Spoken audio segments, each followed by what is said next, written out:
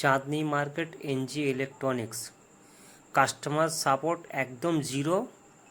এনার কাছ থেকে যদি কোনো প্রোডাক্ট নেওয়া হয় তো এক্সচেঞ্জ করার সময়, রিপ্লেসমেন্ট করার সময় আপনাকে লাইনে দাঁড়াতে হবে বা আপনাকে পিছনে থাকতে হবে।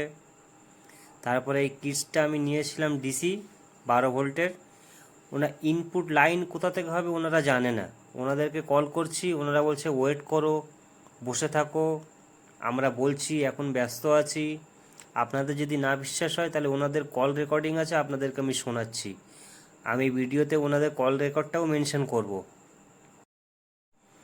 আর এই বোর্ডেতে দেখুন কোনো জায়গায় মেনশন করা নেই 12 ভোল্ট ইনপুট কোথা থেকে হবে, না ওনারা বলতে পারছে। हेलो। हाँ हेलो। हाँ ये तो हाई फाई 12 वोल्ट 5200+1943 का इसका सप्लाई कौन सा जाएगा? सप्लाई कौन सा जाएगा? मैंने सब 30 दीजिए ना। इसमें 12 वोल्ट लिखा हुआ है, ये बोल रहे हैं बैटरी से चलेगा ये। तो बैटरी वाला लिए तो बैटरी से चलेगा। तो इसमें कहीं टर्मिनल नहीं नजर आ रहा कि हाँ ये करें तो हम। अभी हम लोग अभी थोड़ा बात सुन कीजिए। अभी हम लोग दुकान में भीड़ है, थोड़ा खाली होगा तो बताएंगे। समझ गए? তো শুনলেন বাবু মশাই খুব ব্যস্ত আছে, উনি কিছু বলতে পারবে না। আর একটা ভয়েস আপনাকে শোনাচ্ছি, উনি বলছেন যে বোর্ড আমরা কিছু জানি না বোর্ডের ব্যাপারে।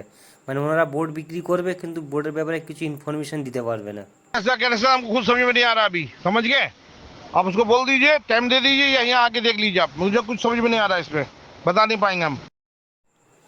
যখন ইনি বলতে পারবে না বোর্ডের বিষয়ে তো ইনি বোর্ডটাকে সেল করবে কেন? পারবো না বলে দেবো বিনা মাল। তাহলে আপনারা শুনলেন তো, ইনি বোর্ড বিক্রি করছে কিন্তু বোর্ডের ব্যাপারে কিছু জানে না। সারাদিন দোকানে এনার জন্য বসে থাকতে হবে। এনাদের কাছ থেকে কোনো জিনিস নেওয়ার আগে 10বার ভেবে নেবেন যে কাস্টমার সাপোর্ট পাবো কি পাবো না।